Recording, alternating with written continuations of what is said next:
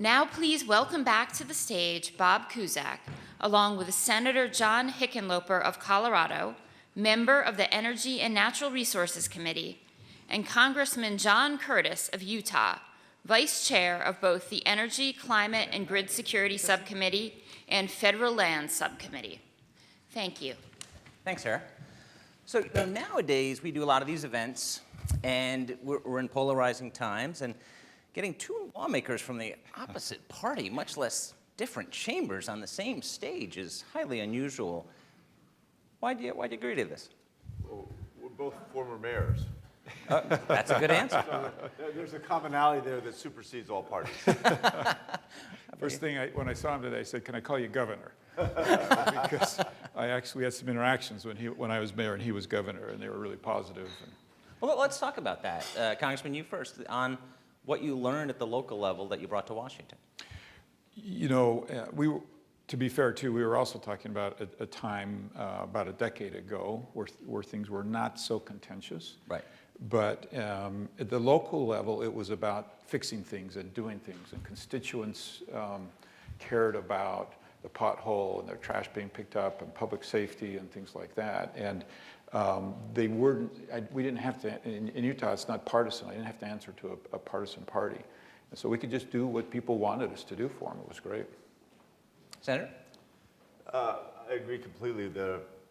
When you're a mayor or governor, you're out there. People know where to find you. Right. They see you in the supermarket. That's right, the ball games. Yeah, exactly. It's all hands on deck. And you're solving their problems, and you're trying to figure out and get a group of people together and say, all right, we can do this, or we can do this, or we can do this. And then you sort through the alternatives, and you try to pick the one that does the greatest good for the greatest number of people.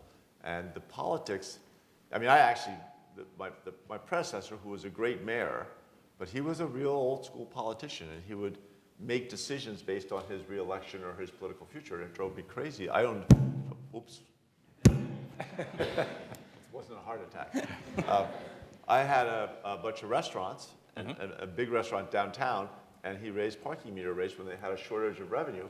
And you know, when your sales go down, you don't raise your prices. The cost of people coming to see you, you would try to lower them. Right. And that was so counterintuitive that all the small businesses were up in arms. And I just ran for mayor because I thought, take the lessons of small business where you treat everyone with respect, and I mean, it's not that the customer's always right? Your staff, you try to treat your staff like they're the customers, and if you do a good job with that, they'll treat your real customers well. But you learn it's service. It's providing service, and that's what government should do, and that's what mayors have to do. And so I have to I know we're going down a rabbit hole, but you've also brought up something very important. We were both small business owners. And we went into government with that small business mentality that they're customers, and you survive because of them, and you must please them. And I think that's as important as having been mayor or governor. Congressman, I want to get into some legislation, but talk about Republicans in energy and climate change, and you've been a leader on this. We've talked about this before. Are you making progress with some of your conservative colleagues? Well, I think it stuns most people that we have what we call the Conservative Climate Caucus, right, which is for Republicans. Which you're a leader of. 85 House members. That's a third of all House Republicans are part of a caucus. 85 now. Wow. Are part of a caucus with climate, not only in the title, but the first tenet of the caucus is that the climate's changing, and man's had some influence on it. And like so many issues in Washington, you often don't hear from the majority of people. You hear those voices that are out on the edges. The loud ones. But I can tell you that the dialogue has changed. In a committee meeting, it's a very different conversation. It's much more of, yeah, we understand the climate, but these are our ideas, instead of the fight about the climate. Legislation, you've introduced the Big Wires Act with Congressman Scott Peters. Can you tell us a little bit about it, and can it pass this Congress? There's a lot of big energy proposals out there, and a lot of people think this is up there as far as viability, but it's never easy, as you know. Sure, and I think Representative Curtis will know better than I what the probability is of passage. Certainly, it's a steep hill these days. Yeah. Because both sides are worried about giving any advantage to the other side rather than looking at solving the problems. I think the Big Wires is about trying to make sure that we can get the power to where it's needed.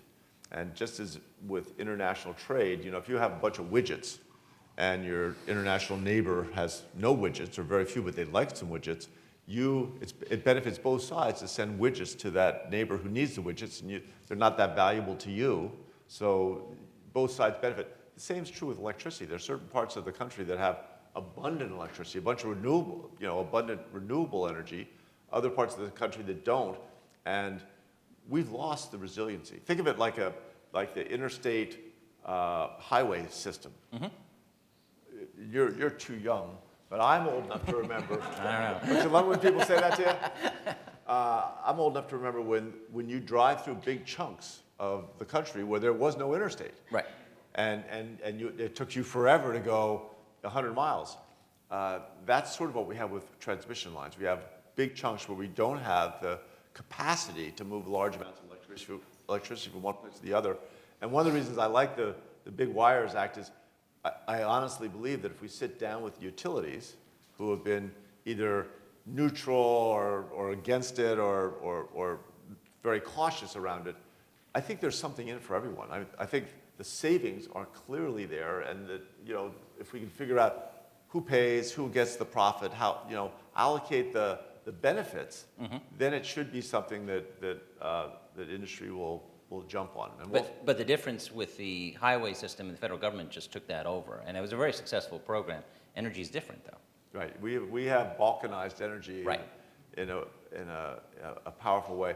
But again, it is balkanized so that we don't duplicate our efforts in terms of the infrastructure necessary to have what we all want, which is inexpensive, clean, reliable energy. Right. And if you're going to do that, you don't want 5 different companies in a city, all with their own power sources and their own transmission lines. I mean, the clutter, if you go back and look at some of the pictures of large cities in this country in the late 19th century, I mean, gosh, the sky was filled with power lines. So anyway, that is what sets the stage. What we're trying to do with Big Wires is just say, we said 30%, but a fraction. You have to have the capacity to move energy from one side to the other of your region, and it doesn't have to be 30%, it could be 15%. It could be anything that we work out with the utilities so that we solve the problem of when we have wildfires somewhere and they lose their energy, or if we have, like Texas had, a huge ice storm, mm-hmm. and abnormally cold weather so that a bunch of their energy goes down.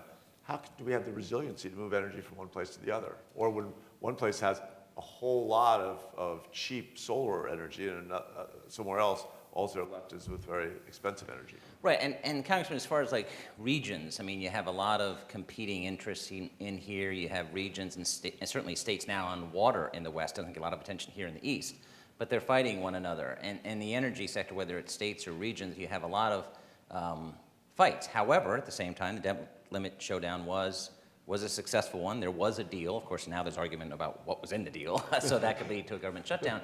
But so we're not going to see, I think, massive, and I think we'll probably agree, sweeping energy reform over the next 16 months. But are you hopeful that maybe after the next election that there is hope? I haven't given up my hope for this Congress right now. There are some great ideas out there, mm-hmm. and. Do you like the Big Wires? Well, let me just say, yeah. They have merit, right? Okay. But then the question is, how do we get consensus, right? How do we get, right now, it's Scott Peters, who, by the way, there's nobody better in the House who I trust on the D side than Scott. He's a great legislator. But how do we get some Republicans on that? We're going to struggle to get this bill even voted on if we can't get a committee hearing. And so kind of the world in the House where some of these things just used to end up in an omnibus, I don't think are going to happen. We've got to get this bill through regular order. We have to get it through committee and get committee eyeballs on it. In the debt ceiling increase, there were some changes made to permitting. Right. Every one of those changes had gone through regular order. And that's it's a big deal right now to Republicans in the House to get these things through regular order. So I think it's more of how do we get some R's on this and how do we get some D's on R's? Because we can fool ourselves and pass something through the House right now with all R's, but it's not going to go anywhere if we can't get some D's over in the House. And I think one of the barriers, if I'm honest, is simply a understanding level of all the intricacies of permitting reform. Some of the members understand permitting reform when it comes to mining or oil and gas, but not transmission, or vice versa. And quite frankly, if you say permitting reform to 10 different people, they're going to tell you 10 different things, right? To some it's transmissions, to some it's pipelines, to some, right? It's all of these different things. And somehow getting almost a common language that we all understand, getting these things through regular order. If we can do that, I think we can do things in this Congress. But you mentioned the loud voices on both the left and the right. What do they not get, and how do you overcome those voices, which were overcome on the debt limit bill, to be fair? I think there's some perception issues on both sides. I think the Republicans deal with the perception that we want to undermine environmental standards. So if you say the word NEPA, some are very defensive and say, no, we're not going to touch NEPA. We have to convince people that we don't want to touch the environmental standards, but we do want it to move quicker. We want there to be more certainty with the answers. And I think we have a perception problem that we're just going after the environmental standards. I think on the D side, a lot of it is we're just so far into renewables, that's all that matters. We're not willing to touch other aspects of permitting reform.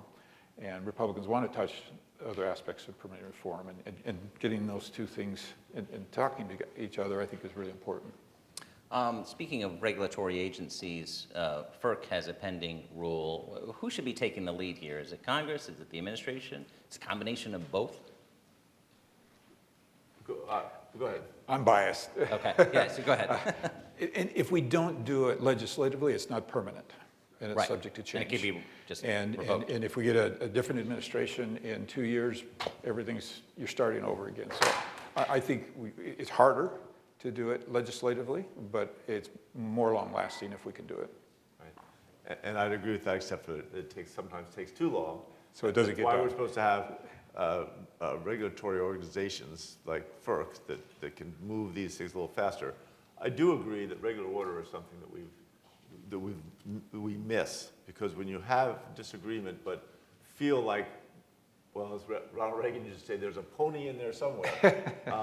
That's the kind of time where if you have a discussion, a debate on a subcommittee and then ultimately on a committee, you begin to iron out the disagreements. And I've never, I was in the bar business for 20 years.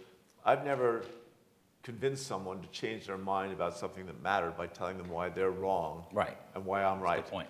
Right? It's all about hearing them, and then making them understand that you hear them, and then putting yourself in their shoes, looking from their point of view, and beginning to understand what their real concern is, because usually it's different than what you think it is. Mm-hmm. And I think this is a classic. I think Big Wires is a classic example. I think if we get everyone in the same room and walk through it and look at the alternatives or the variables, and I'm not wed to any part of this as this has to be this way. I think if we had those discussions through regular order, we could make pretty good progress. But there are just less and less hearings like that where you can actually walk through and have that. We are going to do that on Big Wires, and we will have that discussion.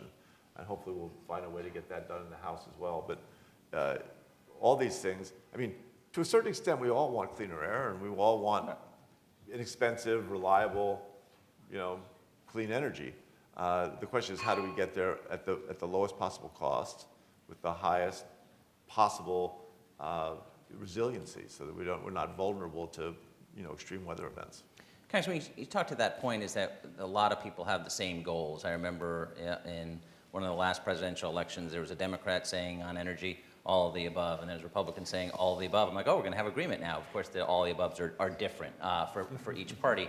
But getting a sense of where we go from here. You mentioned there's a lot of, members, as you know, have to know a lot of things. You guys have to be at least 5 inches deep on many things. But a lot of members don't understand this issue, and especially when you're saying, okay, we want to do this massive energy transition with legislation and regulations, but we're not thinking about the electricity grid. We're not, a prior panelist was talking about, it's crazy how many blackouts we have in the United States of America in 2023.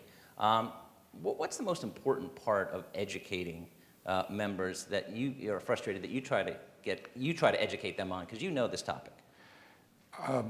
I don't think every member has to understand every issue. We just voted on the FAA authorization, and Jay Obernoth, he's a pilot. And when he said, I support this amendment, most of us were okay with that, right? Okay. And because, right? So we don't all need to be perfect on it, but you need credibility, and those who are the people that you're looking to need credibility. And this is coming back to this regular order. There is something therapeutic for a member, if he doesn't understand an issue, that it's gone through committee hearings, that his colleagues have had a chance to digest it, to read every line Right. and study every line, and that they support it. And then you can go an inch deep on that issue and feel okay about it and don't have to go 10 feet deep on it. And I think that's what's happening right now in Congress. And there's lots of conversations, lots of momentum going through regular order, and lots of good things happening. We just need to get a fire right underneath it and move it along a little quicker. Well, that tees up, okay, let's talk about what your committee and subcommittees, what's the agenda for the rest of this Congress? Well, I think it's fair to say there are more conversations about permitting reform on both the Republican side, Democrat side, Senate side, House side, than any issue that I've been involved in since I've been here in 6 years.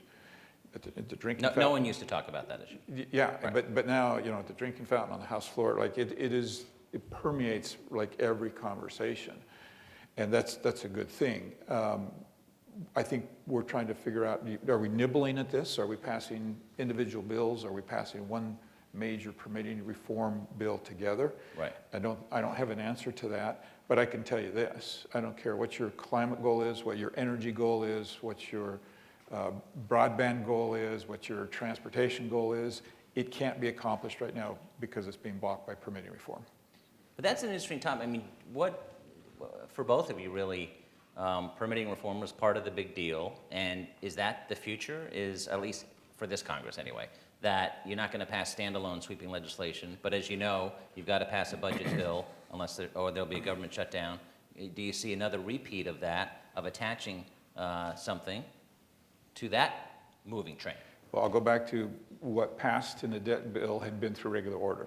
So Okay. to the extent, at least on the House side, that we can get things through regular order, they're teed up, they're ready to go, and they're easy to slide in. They've gone through the package, the process the Senator was talking about, that refining, that getting the bumps off, getting support from the other party. And to the extent we can do that, I think you'll see those things move in. But I think on the House, you're not going to see a lot move into a package that hasn't had some exposure. And that helps the GOP case. Listen, this has been vetted, right? That we've gone through Right. this. Obviously, maybe Democrats don't like it, but it's gone through the process. Senator, what do you think? Do you think there could be some energy-related provisions added to a big budget bill? Well, I think we benefit if we do go through regular order and there is some broader support. But I think there is such widespread energy and interest around permitting reform. And again, very different on the Republican side than on the Democratic side, but that's how complex transactions happen. If we figure out the way to people to sit down, I think the extreme weather we're seeing this summer that we've been seeing over the last few years is waking a lot of people up that we need to move with a greater sense of urgency. And there was an article, I don't know if you saw the article by Bill McKibben a few months ago. Bill McKibben's one of the original environmental prophets and was an organizer, and did boycotts. I don't know of anyone who has stronger environmental credentials. And he wrote an article 3 months ago called Yes in My Backyard. And he was saying that for the first time, we've got to reevaluate all of our permitting. We don't have 12 years to build transmission lines if we're really going to address climate change successfully. We don't if we need to build pipelines to get hydrogen from one place to another, or natural gas for one reason or another to a different spot, we can't spend the same amount of time and energy on processes when the climate is changing so rapidly. And I think sometimes there's external events that compel Republicans and Democrats to unnatural acts, just to work together. Right. But that's tough to overcome that NIMBY mentality, right? It's huge, and I'm glad the Senator brought it up because I think a lot of what's happening in what's holding everything back right now is that somehow if we don't see it, if it's not in our backyard, we're okay with it. So the conditions that, whether it's child labor or slave labor in China and things like that, where we're getting some of these minerals, if we don't see it, it's okay putting it into our vehicles. Right. But if we see the Earth's surface disturbed and mining taking place, Colorado's beautiful, Utah's beautiful, not in our yards, right? And even Republicans, I think, have a sense of, no, not here. But we're okay closing our eyes and seeing it coming from having it come from someplace that we don't see. Right. And I think that's got to change. We've got to demand higher standards of places that we get it from, and we've got to understand ourselves what standards are acceptable where we live. And I think what he just touched on the point of these essential minerals, right, that Right. we need to mine, because the permitting's tied into everything. And I think the time to deal with it all is to try and look at it as a whole. We're going to need more copper than we've ever dreamed. Even if we find innovations and alternatives and ways to make copper more efficient in moving electrons from one place to another, we're just going to need a huge amount of copper and lithium and cobalt. You go down the list, and when you look in my former life, I was a geologist, so I know something about this. There's a limitation on where we have potential deposits of copper that are of a size sufficient that they could actually address the problem. And we need to figure out how to get a mine open and acclimate ourselves to the fact that this mine might be around the corner. So if you're familiar with Kennecott Copper Mine in Utah, if you fly over it, I think you can actually see it from satellites, right? I mean, would we permit that today? Yeah. I'm not sure we would. Right. And so where is this copper coming from? Overseas, where they're doing far worse than the way we're handling it environmentally, or here in the United States, and that's something we've got to come to terms with. Well, but they're even internationally now. If you go to Indonesia, if you go to Colombia, they are all awakening to the environmental realities connected to taking extraction or to extracting these minerals out of the ground, and they don't want to have environmental problems any more than we do. So this is going to be a global problem, whether we like it or not. When your constituents at home, what's their number one energy issue that they are worried about? So I represent coal. I have a county that's called Carbon County. You might imagine what they do there. I have oil and gas. Uh-huh. And the senator has said twice something today that I want to come back to, and that's, I use slightly different words, but affordable, reliable, clean. And I think we've all got to talk about those three components. It's not enough to just say we want affordable, reliable energy like that we've always had in the United States. It has to be clean. And it's not enough just to be clean only and forget about affordability and reliability. I think that's what Europe did. And we've got to tie these three things together. And in my district, that they relate to that, even in oil and gas and coal, is affordable, reliable, and clean. They want it to be clean as well. These are people who are also worried about leaving the earth better than they found it. And I think if we talk about it in that way, as both Republicans and Democrats, that all three of those components are important. And in the year 2050, I'm convinced that the energy we'll be using will be affordable, reliable, and clean. And if something's not scoring well on the index, it won't be there in much consequence. And all of the energy sources right now have a little bit of weakness in those three categories. Senator, what are your constituents talking about, and has that changed since you were mayor, governor, and now senator? Yeah, it's funny. I also thought that Representative Curtis was getting close to putting a price on carbon. So, I thought I heard him say, yeah, when you score these, all three of these, when you start scoring cleanliness, that's The breakthrough. Yeah, it's a breakthrough. So to be clear, I'm okay with this. If the market drives us to affordable, reliable, clean, I think it will happen. I think the market will I think consumers are going to select affordable, reliable, clean. And if I had my way, we'd all stand out of the way and let everybody compete for affordable, reliable, clean. I couldn't agree more. Senator, closing thoughts on just where you think short and long-term Congress needs to go on this. I think even before that, we should be looking very carefully at how we talk about this. We should talk to the media. We should have events like this and do a better job of educating the public. And Yep. by that, I mean everybody, that affordable reliable, and clean is possible. And it's funny, I had dinner a while back with the CEO of Mercedes, and he was describing how if there were enough charging stations in the United States, they weren't going to wait till 2035. They would not sell any internal combustion engines by 2030. Okay. And several people at the table were Republicans and said, "What are you talking about? You're betraying your shareholders." And he said, "No, we're not betraying anybody. We've done 80 polls and 200 focus groups, and once people drive electric vehicles, they're not going to go back." Right. And we recognize that, and this is going to happen. And I think that's a great example of what we've got to educate the American people about, that this is happening. It's going to happen. How do we do it in such a way that we are efficient and not wasting money by having to rush around doing things at the last minute? And in transmission lines, if we're going to see electric vehicles everywhere, we're going to need different amounts of electricity in different places. Look at this whole new artificial intelligence, the amount of computing we're going to need. How much energy is that going to take, and where is it going to be? The situation is changing on a daily, weekly, monthly basis, and yet we've got to be able to adjust to that and have the resiliency and the flexibility to do it in such a way that the system works in terms of what the person on the street feels. So I think we do first a bunch of education, and then we focus on our priorities. What's amazing to me is there is no plan in the House or in the Senate or anywhere, a business plan of what the first priority should be. What do we have to do first and second and third and fourth? And so we've been working on that. I know there are a couple of people in the House who are working on that as well.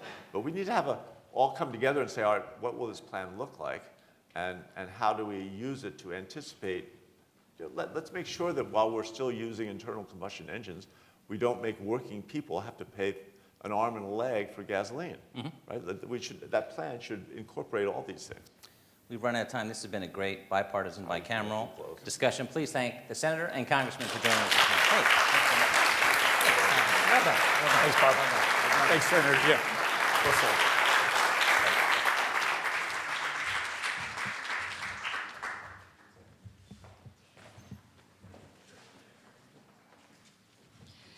Thank you, Senator Hickenlooper, Congressman Curtis, and Bob Cusack. A big thank you to all our guests this morning. That brings us to the end of our program. On behalf of the Hill and our sponsors, Advanced Energy United, we'd like to thank everyone who joined us here in person and those who tuned in online. If you missed any portion of today's discussion, the full event video will be available shortly on thehill.com. Thank you very much and have a great day.